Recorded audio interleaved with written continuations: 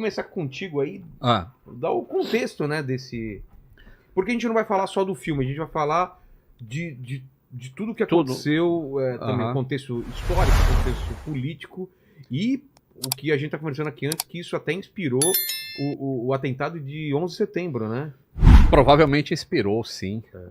Essa é uma história muito legal e desde o início que ela começou a ser construída, né, contada, Tem quantos anos, Lito? isso foi em 1988. 88 eu tava com 18 anos. É isso. É isso. Eu não lembro direito de. Cara, dessa Não lembra história. disso? Não Pô, eu lembro cara. de ter visto na TV. Eu posso ter visto. Ao vivo lá, os caras transmitindo. Quando o avião pousou em Goiânia, com o sequestrador lá dentro ainda. Eu assistia na Globo, mas a Globo ficou o dia inteiro mostrando Fazendo ao vivo com aquele o link. plantão. E o negócio se estendeu até a noite quando teve o desfecho, né? Você se lembra, então? Eu lembro. Eu participei e eu contei essa história no meu canal. Tá. Inclusive, é até interessante porque eu pesquisei muito, fui eu mesmo que escrevi o roteiro, eu pesquisei muito para contar essa história. E uma das fontes que eu peguei, que era a revista Veja, tinha um erro na revista Veja de uma foto. Ah, é? A foto do sequestrador foi invertida com a foto do copiloto, que seria o Salvador Evangelista. E aí isso foi reproduzido em alguns blogs. E durante a minha pesquisa, eu não me atentei a isso e acabou o vídeo indo para o ar como informação errada, que era, eu falava do sequestrador, do Raimundo Nonato, e aparecia a foto do Salvador. Entendi. E pô, o meu vídeo ficou um bom tempo no ar desse jeito. E até que um dia eu recebi um e-mail ameaçador, assim, falando, ó, tá informação errada lá, e já tô contactando meus advogados, e precisa corrigir essa informação. E quem mandou o e-mail foi o Wendy Evangelista, que era filha do copiloto. Sei. Aí eu falei, putz, que merda que eu fiz, né?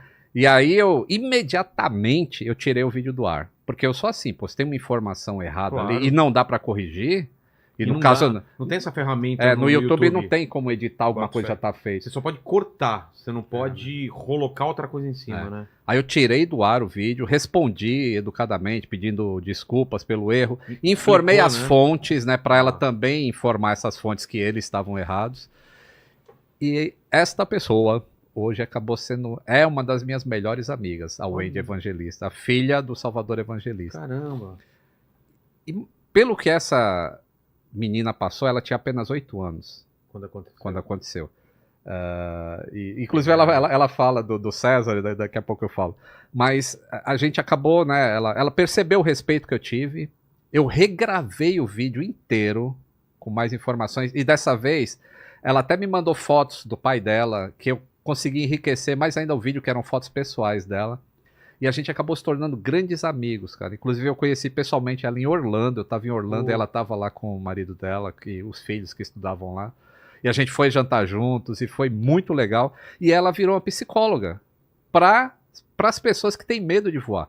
Porque uma pessoa que perde o pai da maneira que ela perdeu, vira um trauma tão grande que ela falou, pô, não vou mais. Uma coisa a outra, né? E aí, como eu tenho curso para as pessoas perderem o medo de voar, e é necessário também a psicologia, porque só a informação ela é suficiente para um grande número de pessoas, mas para algumas outras é preciso um pouquinho mais, que entra a psicologia.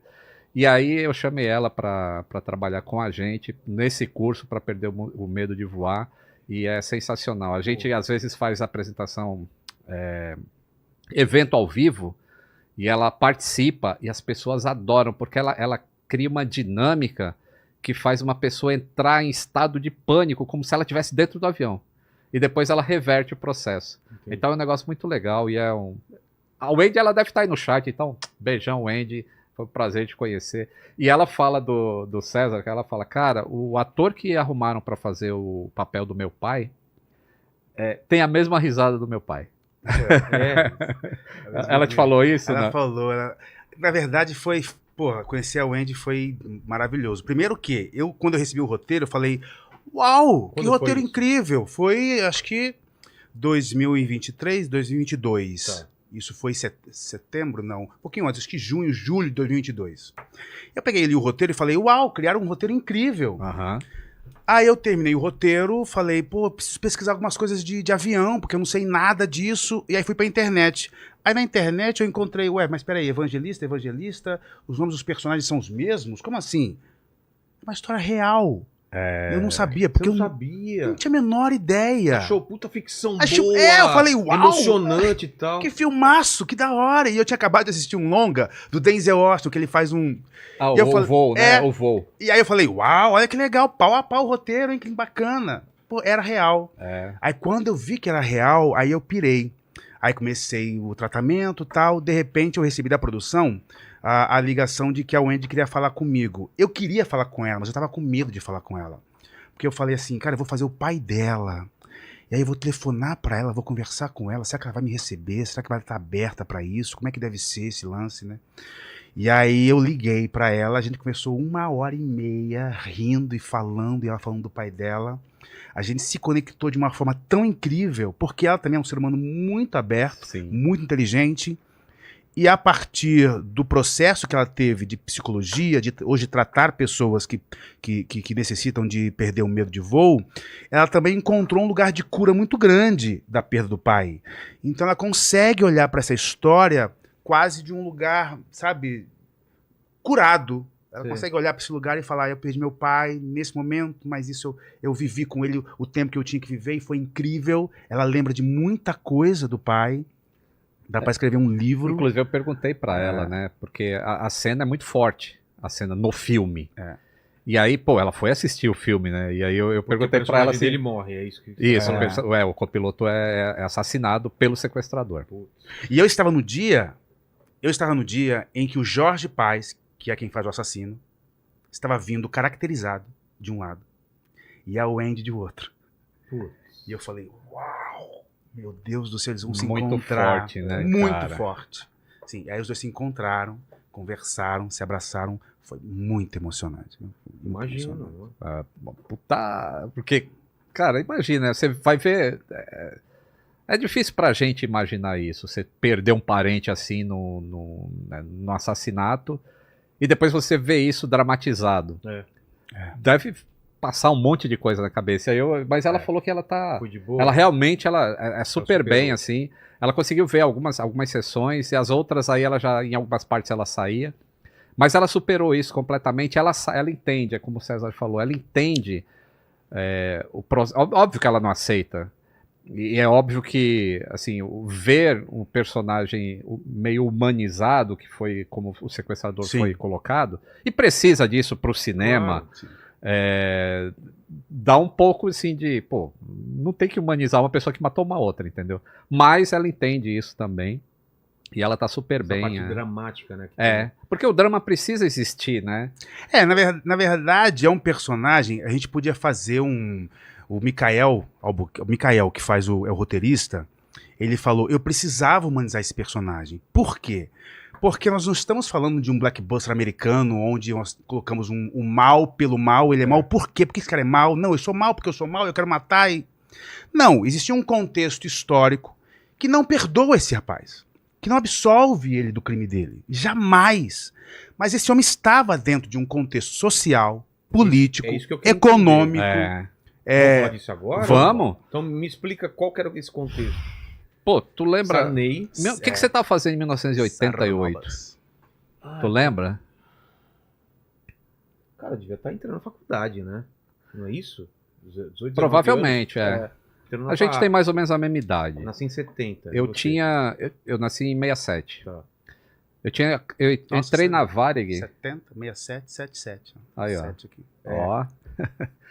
Eu tinha entrado na Varig em 1986, meu primeiro emprego. Eu tinha 19 anos. E eu lembro que a inflação era um negócio absurdo. E a Varig, ela dava um vale, era tipo um vale alimentação, mas bem nos primórdios, que era tipo um voucher que você ia no Extra, Não era nem essa, chamava, sei lá, que o nome do supermercado naquela época. Da época. Da época. Jumbo Eletro. Jumbo Eletro Radiobras. Foi buscar lá no... Nossa, cara! Isso aí. Ducal. Ducal. Mapping. Mesbla. Mapping. Mesbla, Mapping. E aí você ia com esse negócio lá. No dia que você recebia, você já tinha que ir no supermercado, porque você conseguia comprar o valor daquilo lá em produtos. Se você deixasse para ir no dia seguinte, você já comprava menos coisa. Se passasse 15 dias, você só levava metade para casa. A inflação era um negócio absurdo. Tanto que o pessoal falava que valia mais a pena você andar de táxi do que de ônibus, sabe por quê? Porque o ônibus você pagava na entrada e o táxi na saída. Quando você pagava, o dinheiro já tinha desvalorizado. Ficava mais barato que a passagem de ônibus, cara. Mas era assim, você entrava no supermercado, os caras remarcando o preço. Não, deixa eu pegar aqui antes, cara. Felicidade dos jovens hoje, que depois que estabilizou com o Plano Real, a gente tem inflação, mas não se compara. Era 400% ao ano, cara. Hoje a gente tem o quê?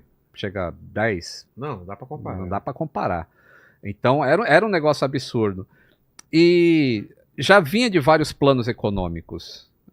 E aí, o Sarney, ele assumiu porque o Tancredo Neves morreu, que foi o cara... Foi uma eleição indireta ainda. Foi a primeira eleição depois da ditadura.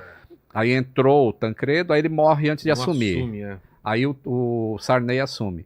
E muita gente não gostava e tinha todo esse sofrimento. Isso ajuda, né? O próprio personagem, o Nonato, que é o assassino, o Nonato, que é o sequestrador, ele era do Maranhão, cuja história do Sarney é Maranhão. Da família do Sarney. Exatamente. E ele fazia parte do grupo de pessoas pobres, famintas, enfim, que colocava justamente nas administrações do Sarney a situação precária do Maranhão. Que algumas pessoas colocam até hoje, inclusive, tem esse lugar lá. Né? Engraçado o nome, né, do sequestrador. Raimundo Nonato.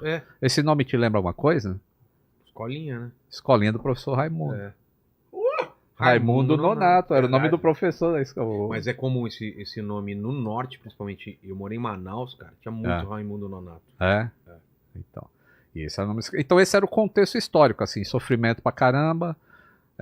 Uma falta de segurança geral nos aeroportos, né? Esse foi o primeiro.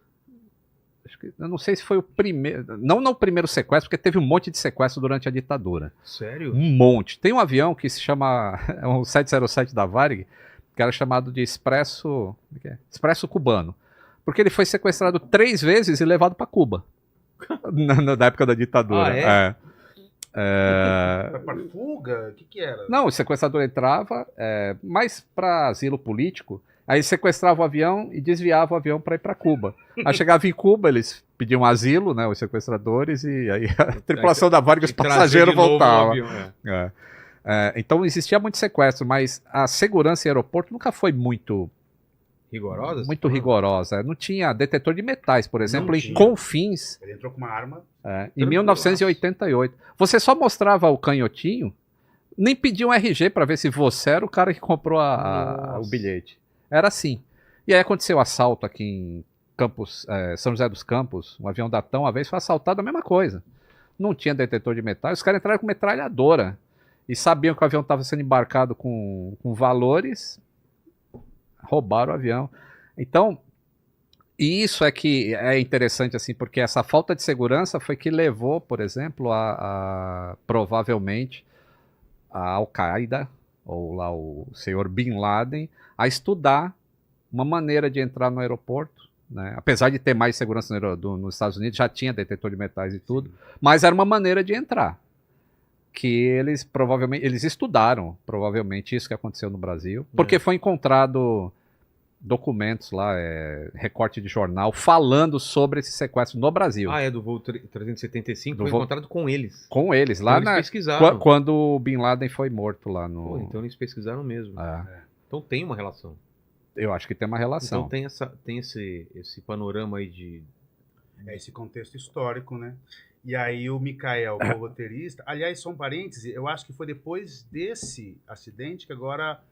A porta é blindada, não é? Do cockpit? Foi depois do 11 de setembro. Foi 11 de setembro, né? Porque não era. Boto fé, Inclusive, no filme isso é diferente, né? Porque na vida real tinham 3 pessoas no cockpit.